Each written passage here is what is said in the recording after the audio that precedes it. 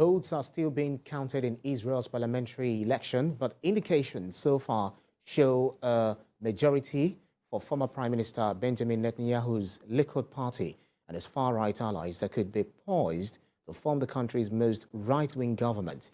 Allies include the far-right religious Zionism and Jewish power bloc, which appears to have more than doubled the number of seats it holds and which could make the next government the most right-wing in Israel's history. The other two probable coalition parties are the ultra-Orthodox party, United Torah Judaism, and religious Sephardi party, which have long histories of being in government.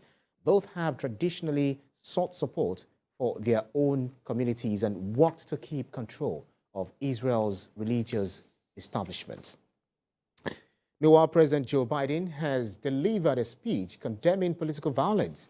His remarks on preserving and protecting the U.S. democracy came at Washington's Union Station. He also linked his speech with the attack against House Speaker Nancy Pelosi's husband last week, denouncing also the January 6, 2021 attack.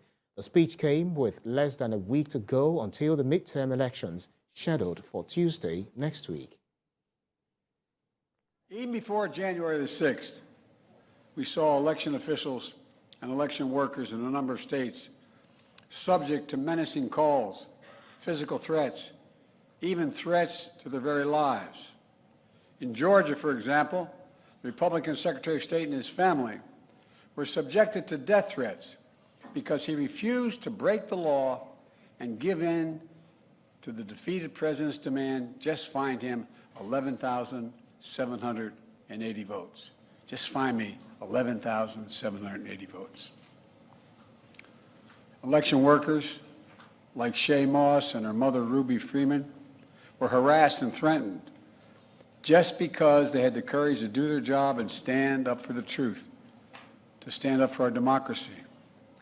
This institution, this intimidation, this violence against Democrats, Republicans, and nonpartisan officials just doing their jobs